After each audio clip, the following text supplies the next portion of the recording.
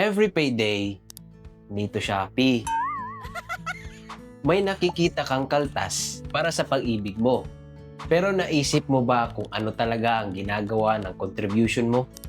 Baka kasi deduction lang siya sa payslip para sa'yo.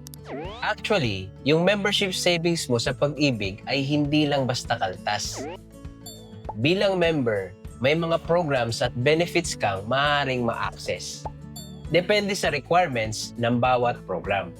Una, housing loan.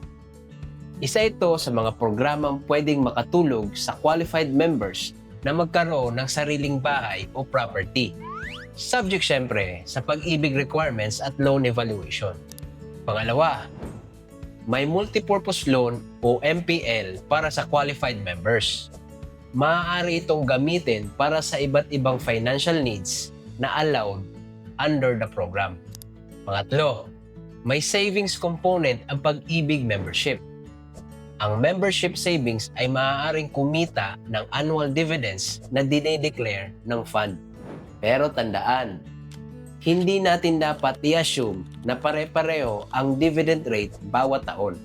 Kaya kung employee ka at regular kang may pag-ibig contribution, huwag mong tingnan yun bilang simpleng deduction lang. Alamin mo kung ano ang programs na pwede mong mapakinabangan at kung ano ang requirements. Kung nakatulong sa iyo itong video, pusuan mo, i-follow at i-share mo sa taong regular ding naguhulog sa pag-ibig.